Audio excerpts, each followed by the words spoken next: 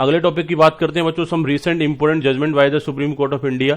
देखो, supreme court of India time time पर public welfare में काफी सारे जजमेंट देता रहता है, काफी सारे जजमेंट पास करता रहता है।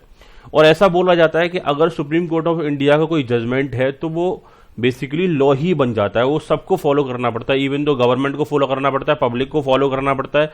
और साथ ही साथ में सुप्रीम कोर्ट ऑफ इंडिया के जो जजमेंट्स होते हैं वो पब्लिक एट अ लार्ज के साथ साथ बाकी सारी जो अथॉरिटी होती है उनको भी फॉलो करना पड़ता है, तो एक तरीके से लॉ के तौर पर ही लिया जाता है।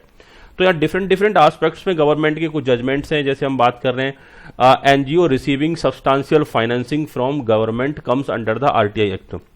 आरटीआई एक्ट मतलब राइट टू इन्फॉर्मेशन एक्ट, जहां पर डिफरेंट डिफरेंट इन्फॉर्मेशन को गेन करने का राइट रहता है।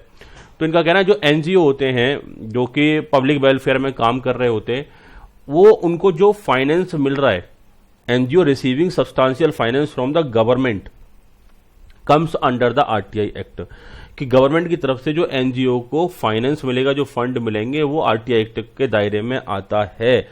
इसके रेफरेंस में एक जजमेंट दिया गया पहला। तो पहला हम बात कर रहे हैं एनजीओ को मिलने वाली फाइनेंसिंग किससे मिलने वाली, गवर्नमेंट से मिलने वाली फाइनेंसिंग आरटीआई एक्ट में आएगी। इन सारे मुद्दों पर हम बात करेंगे। तो जजमेंट में क्या कहा गया जरा उसे एक बार देख लेते हैं। In the case of DAB College Trust and Management Society ORS versus Director of Public Instructions and ORS, Civil Appeal number 9828 of 2013। Sir ये सारी चीजें civil appeal number this date क्या है बेटा, ये केसेस के रिकॉग्निशन के लिए, आइडेंटिफिकेशन के लिए, किसके बीच बीच में ये जो केस चल रहा था उसका केस का नंबर क्या था, ये उसका आइडेंटिफिकेशन के लिए सारी थिंग्स मेंटेन रहते हैं। तो ये जो पार्टीज के बीच में केस चल रहा था उनका आइडेंटिफिकेशन, केस नंबर क्या था और उसमें क्या जजमेंट आया, वो सारा जजमेंट यहां पर हम डिस्कस कर रहे हैं। जजमेंट डेटेड था सितंबर 17, 2019। 17 सितंबर 2019 को जजमेंट आया। The honourable supreme court of India in paragraph number 26, 28, 29 observe that means जो जजमेंट दिया, जजमेंट भी डिफरेंट डिफरेंट पैराग्राफ्स में रहा, तो जजमेंट के पैराग्राफ नंबर 26, 28, 29 में कुछ सर्टेन थिंग्स सुप्रीम कोर्ट ने यहां पर ऑब्जर्व की। सुप्रीम कोर्ट ने यहां मेंशन किया, in our views substantial meaning a large proportion. Supreme Court का कहना है कि हमारा जो व्यूज है उसमें सब्सटेंशियल का मतलब होता है लार्ज प्रोपोर्शन, बड़ा proportion.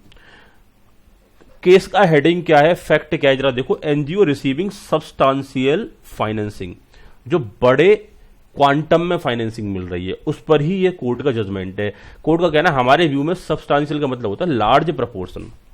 It does not necessary have to mean a major portion और मोर देन 50%। सुप्रीम कोर्ट ने यहां पर क्लियर किया कि लार्ज प्रोपोर्शन बोल रहे हैं हम वर्ड, इसका मतलब यह नहीं है कि सब्सटेंशियल का मीनिंग मोर देन 50% होगा। कई जगह डिफरेंट डिफरेंट प्लेसेस पर सब्सटेंशियल का मीनिंग मोर देन 50% लिया जाता है। तो सुप्रीम कोर्ट ने बोला कि यहां पर हमारा मतलब ये बिल्कुल भी नहीं है कि इसका मतलब 50% से ज्यादा हो, इसका मतलब है बड़ा पोर्शन। बड़ा पोर्शन हमारा 50% से ऊपर वाला पोर्शन भी बड़ा पोर्शन हो सकता है, और बाकी सारे केसेस में लेट सपोज बाकी सारे पोर्शन कहीं कहीं से जो फाइनेंसिंग हो रही है 2%, 4%, 1%, 2% ऐसी हो रही है, और कहीं से 10% या 20% भी कर ली, तो वो 10%, 20% भी अपने आप में बड़ा पोर्शन हो जाएगा। ऐसा कह रहा है सुप्रीम कोर्ट का। इनका कहना है यहां कोई हार्ड एंड फास्ट ऐसा रूल मत बनाओ कि 50% से ऊपर ही सब्सटेंशियल होगा। सब्सटेंशियल का मतलब है कि greater proportion, large proportion. It does not necessary to have means a major proportion और more than 50%। No hard and fast rule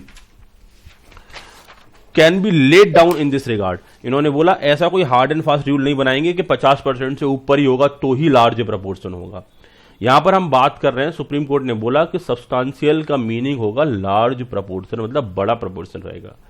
substantial financing can be both direct और इनडायरेक्ट। इनका कहना है सब्सटेंशियल फाइनेंसिंग डायरेक्ट भी हो सकती है किसी भी को, और इनडायरेक्ट भी हो सकती है। फॉर एग्जांपल, गवर्नमेंट ने पहले ए एंटिटी को दिया और ए एंटिटी ने फाइनेंसिंग कर दी बी एंटिटी को, तो जो बी एंटिटी को फाइनली मिलने वाला जो फंड रहेगा वो एक सब्सटेंशियल के टोटल में काउंट होगा।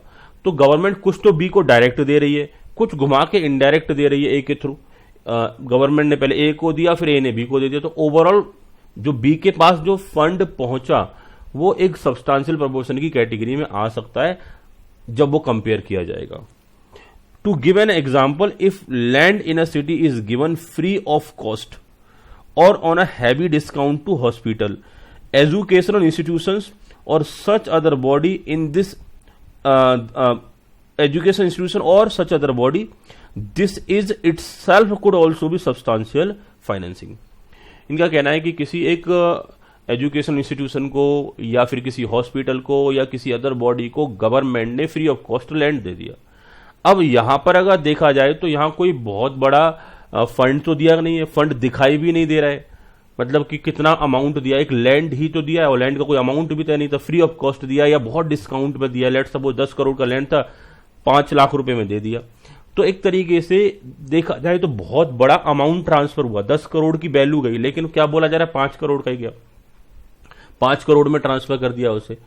तो अगर किसी को बहुत ज्यादा डिस्काउंट पे दे रहे हैं कुछ थिंग्स को या फिर हम फ्री ऑफ कॉस्ट दे रहे हैं तो कुछ फ्लो दिखाई नहीं दे रहा है, लेकिन इन रियलिटी एक बहुत बड़ा कंट्रीब्यूशन किया जा रहा है, बहुत बड़ा अमाउंट ट्रांसफर किया जा रहा है। तो ये आरटीआई के दायरे में आना चाहिए, राइट टू इंफॉर्मेशन के दायरे में आना चाहिए, ऐसा इनका कहना है। The very establishment of such an institution if it is a depend on the largeness of the state in getting the land at the cheap price would mean that it is substantially financed. इनका कहना है कि जो land आपको मिला है, वो जो लैंड है अगर बाकी सारी लैंड को कंपेयर करने पर या आपके पास जो वेल्थ है उसको कंपेयर करने पर अगर काफी ग्रेटर क्वांटम में दिख रहा है, बड़े क्वांटम में दिख रहा है, तो उसे सब्सटेंशियल फाइनेंस्ड की कैटेगरी में हमको लाना होगा। तो ये हम बात कर रहे हैं एस्टेब्लिशमेंट की। जैसे एग्जांपल के तौर पर मैं बात करता हूं, एक हॉस्पिटल था जिसके पास ऑलरेडी 10 एकड़ लैंड है, जमीन है, उसको कुछ 1 स्क्वायर फीट जमीन गवर्नमेंट देती है, तो उसे सब्सटेंशियल फाइनेंस नहीं कह सकते, क्योंकि बहुत प्रपोर्शन है, काफी बड़े प्रपोर्शन, उसके बाद खुद से लैंड है और उसे छोटे प्रपोर्शन में मिला, तो उसे सब्सटेंशियल फाइनेंस की कैटेगरी में नहीं बोलेंगे। 100 छोटे छोटे प्रपोर्शन में 100 टाइम्स लैंड दिया गया, तो वो कंबाइंड वे में बड़ा प्रपोर्शन हो गया। ठीक है, तो यहां पर देखा जाएगा, फैक्ट देखा जाएगा कि जिसको दिया जा रहा है, किसको दिया जा रहा है, उसके पास पहले से कितना लैंड अवेलेबल है और उसका यूज क्या है, उसकी वैल्यू क्या है, उन सारे मुद्दों को देखा जाएगा, तब जाके बोला जाएगा उसे सब्सटेंशियल।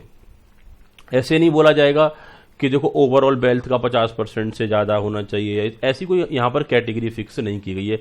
बोले बड़े लेवल पर अगर हम किसी को बेनिफिट दे रहे हैं तो उसे सब्सटेंशियल प्रोपोर्शन बोल के चलेंगे। Merely because financial contribution of the state, मतलब यहां पर स्टेट को जो रेफरेंस दे रहे हैं वो गवर्नमेंट को रेफरेंस दे रहे हैं, मेयरली गवर्नमेंट के लिए यूज कर रहे हैं।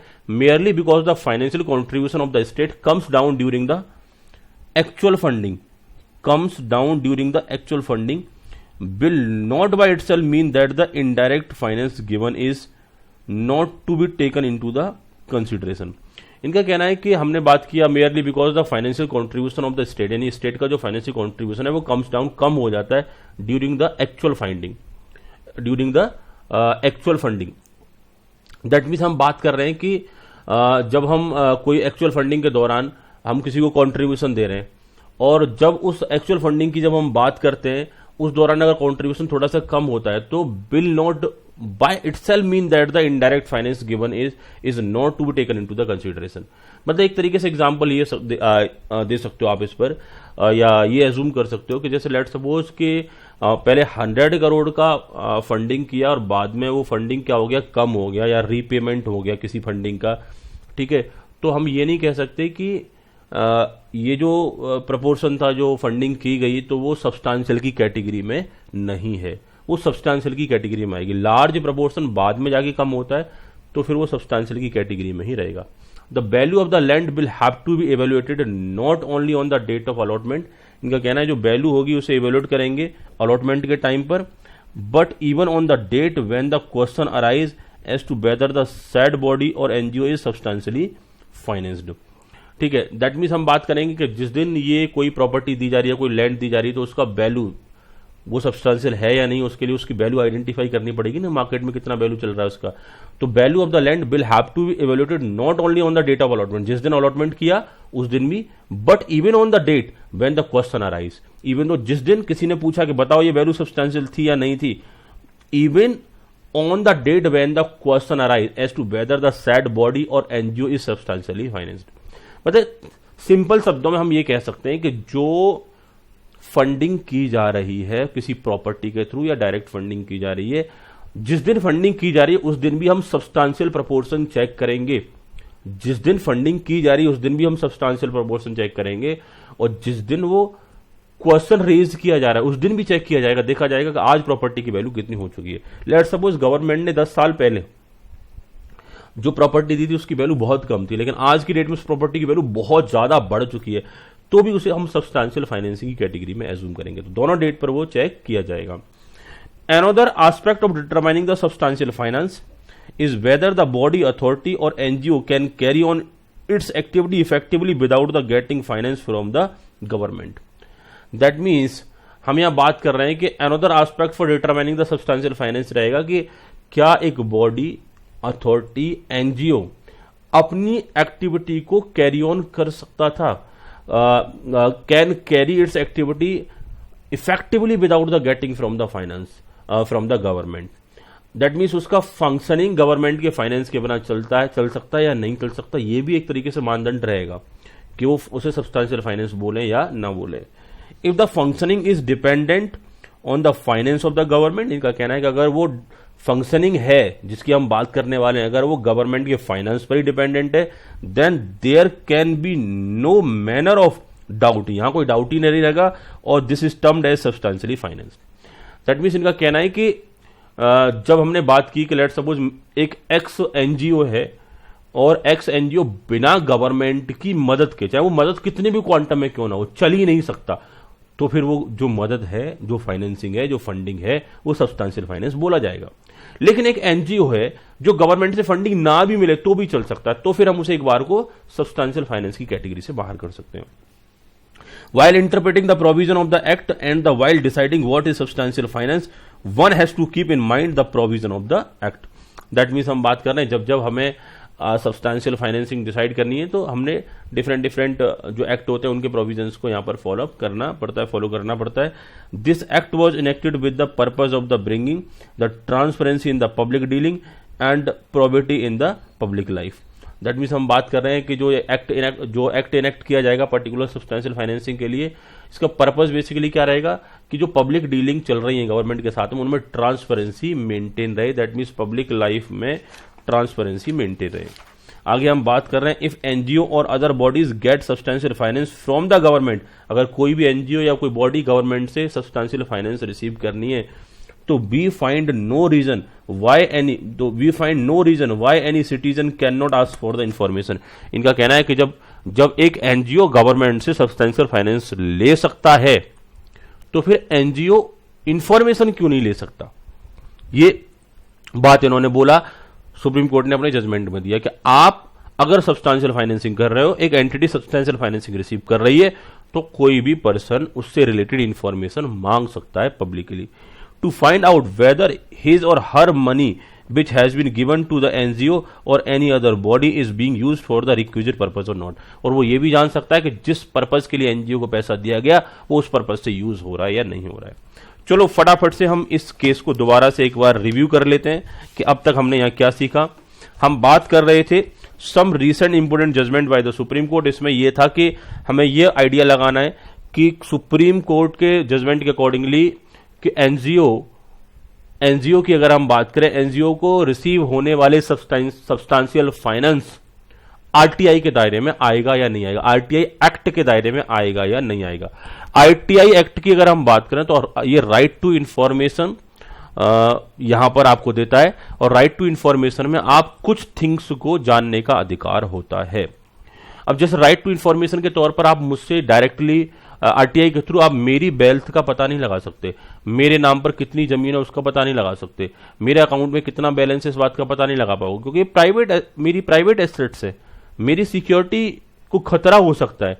कल को आपको मेरे बारे में सब कुछ पता चला कि मेरे पास कितना वेल्थ है, हो सकता है आपने मेरे पीछे मेरी सुपारी दे दी कि चलो पैसे डिमांड करेंगे इनसे, बात समझ रहे हो ना। तो कई बार आरटीआई का भी एक दायरा है कि आप किन किन थिंग्स को आप पूछ सकते हो। जैसे गवर्नमेंट की हम बात कर रहे हैं, जैसे डिफेंस सेक्टर है, हमारी गवर्नमेंट की जो स्ट्रेटजी है आप उनका पता नहीं लगा सकते। आप ये नहीं कह सकते हमें राइट टू इंफॉर्मेशन है, हमें ये बताओ कि मिसाइल बनती कैसे है या एटम बम बनता कैसे है, न्यूक्लियर बम आपने कहां बना रखे हैं, कहां छुपा रखे हैं। कुछ मुद्दों को तो आरटीआई के दायरे से बाहर निकालना पड़ेगा, नहीं पड़ेगा? क्योंकि ऐसे तो फिर गड़बड़ हो जाएगी।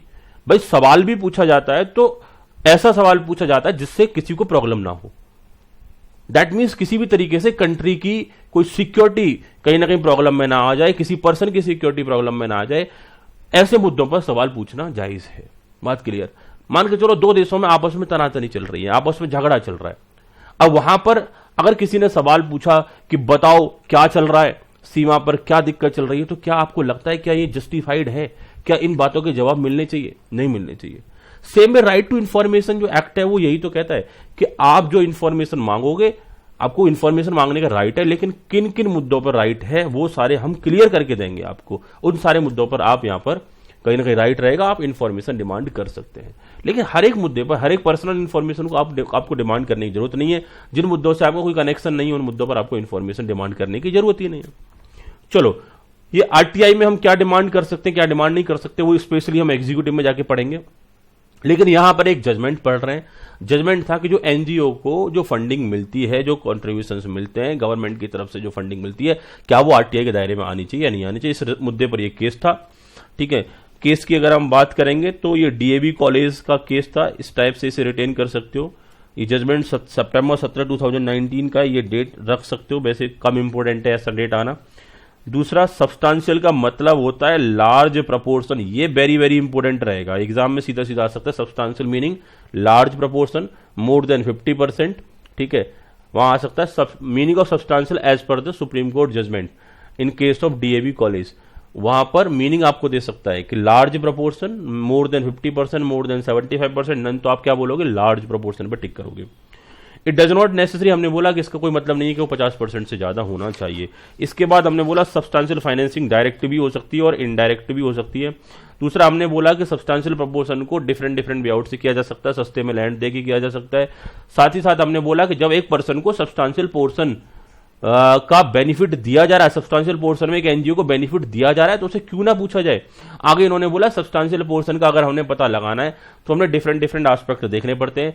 सब्सटेंशियल पोर्शन का पता लगाने के लिए हमें यह भी चेक करना पड़ता है क्या उस एंटिटी की जो एक्टिविटीज है बिना गवर्नमेंट की मदद के चल रही हैं या फिर नहीं चल रही हैं। अगर उस एंटिटी की एक्टिविटीज बिना गवर्नमेंट हेल्प के चल सकती हैं तो गवर्नमेंट के द्वारा दिया गया कॉन्ट्रीब्यूशन एक सब्सटेंशियल पोर्शन नहीं है।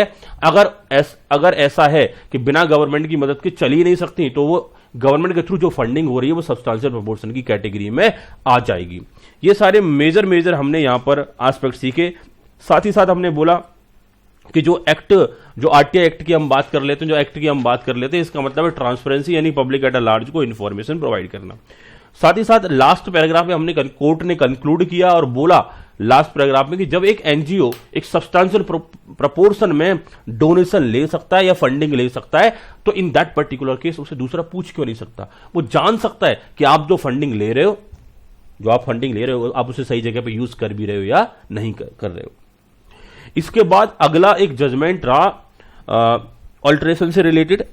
दैट मीन्स हम बात कर रहे हैं accused charge with the food और adulterations can not be accurate merely because of the deficiency was marginal. आज के टाइम में खाने पीने की चीजों में बहुत ज्यादा मिलावट होती है, बहुत सारे लॉ होने के बावजूद, बहुत सारे कानून होने के बावजूद। इनका कहना है कि कोर्ट का सुप्रीम कोर्ट का यहां पर कहना था कि देखो, फूड में अगर एडल्ट्रेशन है, अगर कुछ मिलावट है, आप ये नहीं कह सकते कि सर दाल में कंकड़ मिलाए थे, थोड़े से ही तो मिलाए, 1 किलो ही तो मिलाए, 1 क्विंटल दाल में 1 किलो कंकड़ मिला दी, कौन सी बड़ी बात है। भाई आपने एडल्ट्रेशन किया है, मिलावट की है, चाहे थोड़ी ही की हो, आप कहीं ना कहीं यहां पर दोषी रहोगे। आप यहां पर एकदम से आपको रिलीफ नहीं किया जा सकता कि आपका कोई कमी नहीं। जो ज्यादा बड़ा एडल्ट्रेशन कर रहा है, जो ज्यादा नकली बेच रहा है उसको पकड़ो, जो थोड़ा बहुत नकली बेच रहा है उसे मत पकड़ो। ऐसा नहीं कर सकते। एडल्ट्रेशन है चाहे स्मॉलर क्वांटम पर है, लेकिन वो दैट पर्टिकुलर पर्सन भी यहां पर दोषी बोला जाएगा, उस पर्टिकुलर पर्सन को पनिशमेंट मिलनी चाहिए। इन case of Rajkumar versus the state of Uttar Pradesh, criminal appeal number 1541 of 2019 judgment dated on 4th October 2019, apex court observed that means हम यहां बात कर रहे हैं ये जो स्टेट ऑफ उत्तर प्रदेश और राजकुमार के बीच में कहीं ना कहीं केस था। यहां पर हमने बात की कि we are of the considered views that यानी कोर्ट का यहां पर जो व्यू था ये था कि once standard are laid down by the legislature then those standard have to be followed, कि जो भी स्टैंडर्ड बनाए गए फूड के रेफरेंस में, जो भी स्टैंडर्ड फूड के रेफरेंस में बनाए गए, किस किस तरीके से आपने फूड को प्रिपेयर करना चाहिए, डिस्ट्रीब्यूट करना चाहिए, उन स्टैंडर्ड्स को आप फॉलो करोगे, उसमें किसी भी तरीके को एडल्ट्रेशन नहीं होना चाहिए। इनका कहना है in item like milk which is the primary food under the act it is not necessary to also prove that the food item had become unfit for the human consumption और injurious to health. इनका कहना है कि अगर हम milk जैसे food के बारे में बात करें जो कि प्राइमरी फूड है और जिसे एक्ट में बहुत ही ज्यादा फोकस किया गया है, तो इनका कहना है under the act it is not necessary to also prove that the food item had become unfit for the human consumption और इंजरियस टू हेल्थ। इसे प्रूव करने की जरूरत नहीं है कि वो फूड आइटम अभी इंजरियस टू हेल्थ हो चुका है या अनफिट हो चुका है ह्यूमन कंज्यूमशन के लिए। In case of food coming under the act it is not required to prove that article of food was injurious to health. अगर हमारा फूड कोई पर्टिकुलर एक्ट के अंदर में आता है तो फिर उसे ये प्रूव करने की जरूरत नहीं है कि वो इंजरियस टू हेल्थ है या नहीं है। इन this case only question to be determined is whether the article complies with the standards laid down or not। हमने बस इतना देखना है कि क्या वो आर्टिकल हमारे स्टैंडर्ड्स के अकॉर्डिंगली है या नहीं है। कई बार कई फूड ऐसे होते हैं जो कि इंजरियस तो नहीं होते हेल्थ के लिए, लेकिन वो उनमें एडल्ट्रेशन हो चुका होता है, वो हमारे स्टैंडर्ड्स के अकॉर्डिंगली नहीं होते। दैट मीन्स मिल्क में आपने इतना पानी मिला दिया कि मिल्क ही नहीं रहा, वो पानी बन गया एक तरीके से, लेकिन नाम का वो मिल्क है। अब एक बात, दूध में पानी मिला दो, क्या हेल्थ के लिए वो इंजरियस है? बिल्कुल भी नहीं है, लेकिन वो एडल्टर्ड तो हो चुका है ना कहीं उसमें चेंजेस तो आ चुके हैं, मतलब वो उतना बेनिफिट नहीं होगा, स्टैंडर्ड्स के अकॉर्डिंगली नहीं है। तो इनका कहना है यहां पर हम बात करेंगे in this case the only question to be determined is whether the article comply with the standards laid down or not. क्योंकि अगर वो दायरे में आता है, लॉ के दायरे में आता है, उसके रिगार्ड में अगर हमने प्रोविजंस बना रखे, स्टैंडर्ड बना सके, तो हम बना रखे तो हम ये देखेंगे क्या जो मिल्क डिस्ट्रीब्यूट किया जा रहा है, जो मिल्क सेल कर रहा है, वो स्टैंडर्ड्स के अकॉर्डिंगली सेल कर रहा है या नहीं कर रहा है। ये नहीं देखा जाएगा कि जी वो दूध जब इंजरियस हो जाएगा हेल्थ के लिए तभी आप उसके अगेंस्ट कोई एक्शन ले सकते हो, ये नहीं है। मतलब हम छोटे मोटे जो प्रॉब्लम्स हो रहे हैं, छोटे मोटे जो एडल्ट्रेशन हो रहे हैं, उनको भी कंसीडर करेंगे। It is fails to comply with the standards then it will have to be treated as the adulterated article even if it is not rendered injurious to the health. Deviation from the prescribed standard can not be ignored. इनका कहना है कि अगर prescribed standard में change हुआ है तो हम उसे एडल्टर्ड की कैटेगरी में रखेंगे और इन दैट पर्टिकुलर केस उसे वहां पर बोला जाएगा कि ये जो आर्टिकल है, ये जो गुड्स है, वो एडल्टर्ड है और अब इस पर्टिकुलर पर्सन के अगेंस्ट कार्रवाई होनी चाहिए। आप ये कभी नहीं बोलोगे कि अगर ये ह्यूमन के लिए फिट फॉर कंज्यूमशन है, पी सकता है, इसे कोई दिक्कत वाली बात नहीं, बस थोड़ा फायदा ही तो कम करेगा। इससे क्या मतलब है? जो स्टैंडर्ड्स मिल्क को सेल करने के लिए बनाए वो स्टैंडर्ड्स पर ही आप सेल करोगे, उससे कम क्वालिटी का आप प्रोडक्ट सेल नहीं कर सकते। बच्चे कह रहे हैं सर हमारे यहाँ तो जो मिल्कमैन आता है उसका तो एडल्टर्ड ही रहता है। बेटा दिक्कत वाली बात यह है कि एक्शन थोड़ी ना होता है, पकड़ा जाना, एक्शन लेना, कंप्लेंट करना, लेकिन ये तो लॉ है, यहाँ बोला जा रहा है। और ये जनरली बड़े लेवल्स पर ये सारी चीजें हो जाती हैं, छोटे छोटे लेवल्स पर उतना ज्यादा हम कभी स्टेप नहीं भी लेते। हमें भी मालूम होता है ये दूध वाला दूध लेके आ रहा है, पानी मिला के ला रहा है, एडल्टर्ड है वो आइटम, लेकिन हम कई बार कंप्लेंट उसकी नहीं करते। इन्होंने यही तो बात समझाया कि अगर बड़े लेवल पे कोई जजमेंट केस जा रहा है, आप इस बेसिस पर आप ये नहीं कह सकते कि ये गुड्स जो है इंजीरियस टू हेल्थ नहीं है, इसलिए वो एडल्टर्ड की कैटेगरी में नहीं आना चाहिए। एडल्टर्ड की कैटेगरी में आएगा अगर वो स्टैंडर्ड से कम है और उसके अगेंस्ट एक्शन भी लिया जाएगा। यहां तक हमने बात करी सुप्रीम कोर्ट के कुछ इंपोर्टेंट जजमेंट्स के बारे में। अब जो अगला मुद्दा हमारा रहेगा वो हमारा रहेगा हाई कोर्ट इन इंडिया। अभी तक हम बात कर रहे थे, अभी हमने बोला था हमारे यहाँ 3 टियर जुडिशरी सिस्टम होता है, हम जिसमें टॉप लेवल पे बात करते हैं सुप्रीम कोर्ट की, तो सेकंड लेवल हमारा क्या रहेगा? High court in India. और थर्ड लेवल हमारा रहेगा कहीं ना कहीं डिस्ट्रिक्ट लेवल पे जो कोर्ट्स होते हैं वो हमारा थर्ड टियर में आ जाता है। तो अभी हम सेकंड टियर की बात कर रहे हैं, हाई कोर्ट्स इन इंडिया की अब हम बात करने वाले हैं।